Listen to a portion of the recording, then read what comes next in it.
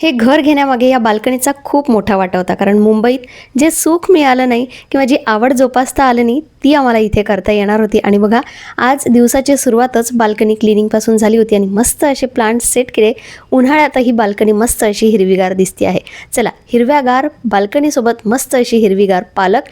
आज मला पालक पनीर बनवायची आहे आणि त्यासाठी मी इथे पालक ब्लांच केली. दुपारचं जेवण झालं, छान आराम केला आणि संध्याकाळी मॉलमध्ये आलो. इथे ना मला एक वस्तू बघायची आहे, ॲक्च्युली घ्यायचीच आहे, पण त्याची प्राईस बघून काही इच्छा होत नाही आहे. आता प्लांट लवर म्हटलं की फुलं झाडं कुठेही दिसली आपण कॅप्चर करतोच.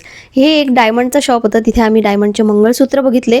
ते तर महाग होतेच, पण त्यापेक्षाही महाग म्हणजे हे आयफोन. आता मला फोन तर घ्यायचा आहे, पण मी खूप कन्फ्यूज आहे.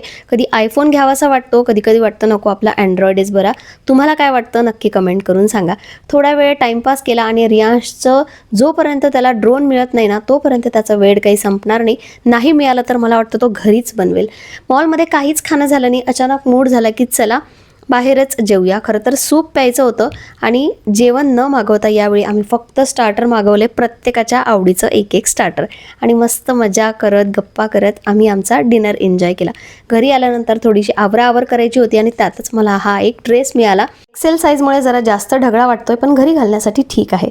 चला, असा गेला आजचा दिवस. उद्या भेटूया. बाय.